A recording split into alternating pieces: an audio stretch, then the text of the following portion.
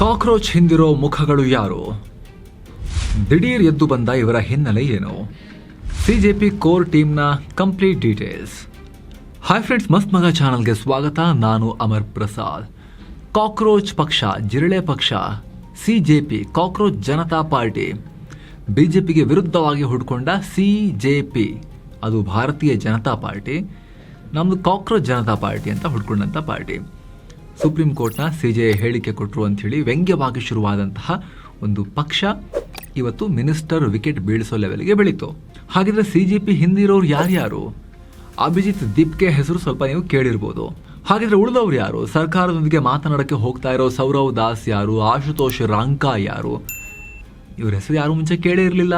ಹಾಗಿದ್ರೆ ಇವತ್ತಿನ ವಿಡಿಯೋದಲ್ಲಿ ಸರ್ಕಾರವನ್ನ ನಡೆಸ್ತಾ ಇರೋ ಕಾಕ್ರೋಚ್ ಜನತಾ ಪಾರ್ಟಿಯ ಹಿಂದಿರೋ ರಿಯಲ್ ಬ್ರೈನ್ಸ್ ಯಾರು ಅನ್ನೋದನ್ನ ನಾವು ಅರ್ಥ ಮಾಡ್ಕೊಳ್ತಾ ಹೋಗೋಣ. ಇವರ ಹಿನ್ನೆಲೆ ಏನು ಅಂತ ಕೂಡ ನೋಡ್ತಾ ಹೋಗೋಣ.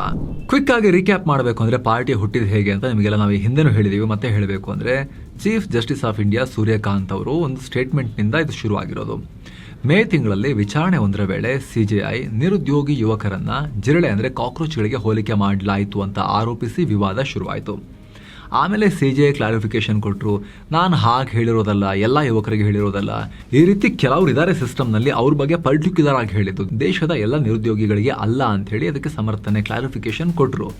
ಆದರೆ ಅಷ್ಟೊತ್ತಿಗಾಗಲೇ ಅಮೆರಿಕದ ಬೋಸ್ಟನ್ ಯೂನಿವರ್ಸಿಟಿಯಲ್ಲಿ ಸ್ಟಡೀಸ್ ಮಾಡ್ತಾ ಇದ್ದ ಅಭಿಜಿತ್ ದೀಪ್ಗೆ ಇದನ್ನೇ ಅಸ್ತ್ರ ಮಾಡಿಕೊಂಡು ಯುವಕರನ್ನು ನೀವು ಜಿರಳೆ ಅಂತೀರಾ, ಫೈನ್, ನಾವು ಜಿರಳೆಗಳೇ ಅಂಥೇಳಿ ಕಾಕ್ರೋಚ್ ಜನತಾ ಪಾರ್ಟಿ ಅಂಥೇಳಿ ಸೋಷಿಯಲ್ ಮೀಡಿಯಾದಲ್ಲಿ ಒಂದು ಅಕೌಂಟ್ ಓಪನ್ ಮಾಡಿ ವೆಬ್ಸೈಟ್ ಓಪನ್ ಮಾಡಿದ್ರು.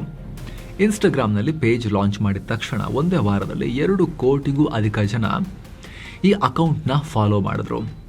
ಆರಂಭದಲ್ಲಿ ಇದೊಂದು ತಮಾಷೆಯ ಮೀಮ್ ಪೇಜ್ ಥರ ಅನಿಸಿತ್ತು ತುಂಬ ಜನಕ್ಕೆ.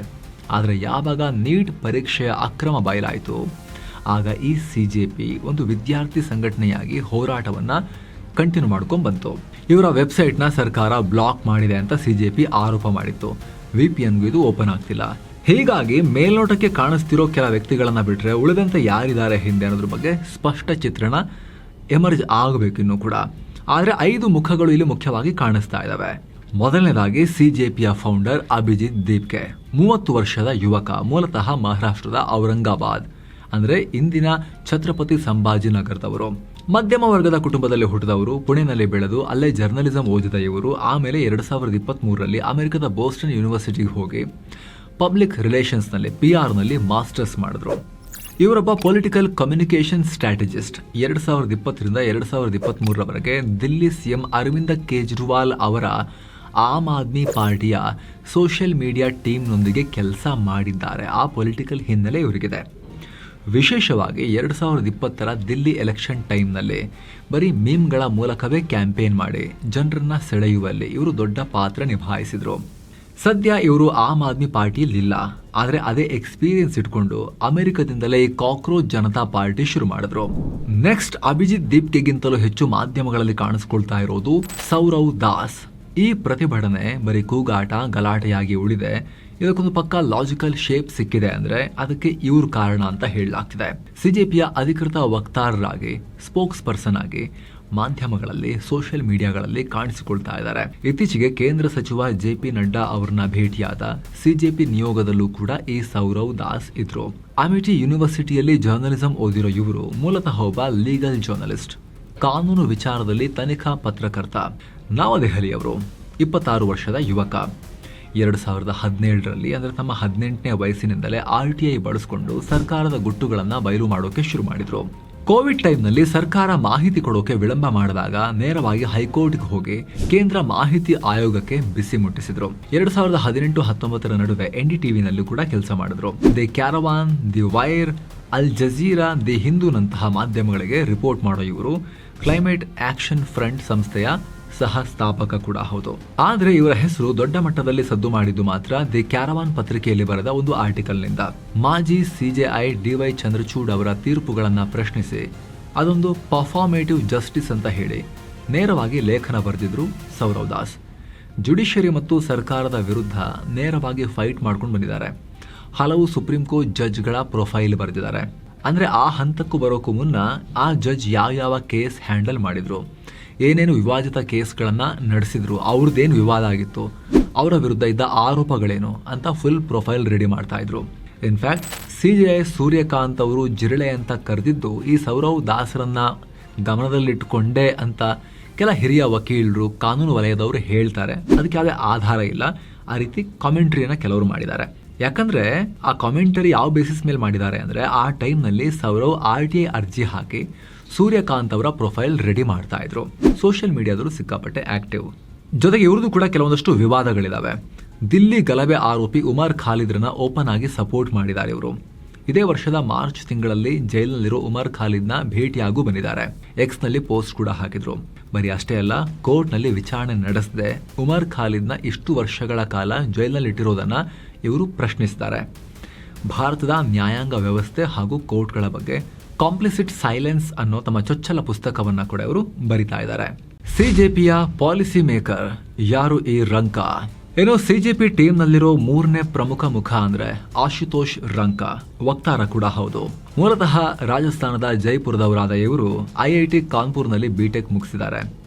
ಓದುವಾಗಲೇ ಅಂದ್ರೆ 2016-17 ಬ್ಯಾಚ್ನಲ್ಲಿ ಅಲ್ಲಿನ ಸ್ಟೂಡೆಂಟ್ಸ್ ಜಿಮ್ಖಾನಾದ ಪ್ರೆಸಿಡೆಂಟ್ ಕೂಡ ಆಗಿದ್ರು.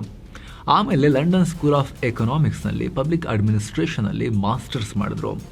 ಓದು ಮುಗಿಸಿ ಲಂಡನ್ನ ಪ್ರತಿಷ್ಠಿತ ಮೆಕಿನ್ಸಿ ಆ್ಯಂಡ್ ಕಂಪನಿಯಲ್ಲಿ ಮ್ಯಾನೇಜ್ಮೆಂಟ್ ಕನ್ಸಲ್ಟೆಂಟ್ ಆಗಿ ಕೆಲಸ ಮಾಡ್ತಾ ಇದ್ರು.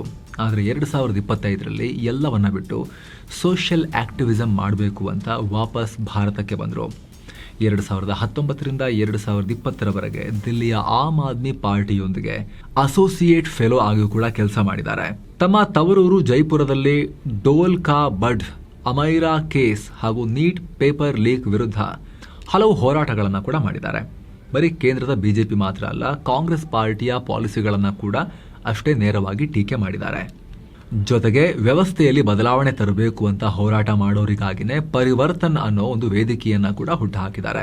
ಬರ್ಗರ್ ತಿಂದು ವಜಾ ಆದ ದಹಿಯಾ. ಏನೋ ಸಿಜೆಪಿಯ 4ನೇ ಪ್ರಮುಖ ಮುಖ ವಿಜೇತ್ ದಹಿಯಾ ಸದ್ಯ ಕಾಕ್ರೋಚ್ ಪಾರ್ಟಿಯಲ್ಲಿ ಇಲ್ಲ, ಬಟ್ ಮಾಜಿ ವಕ್ತಾರ.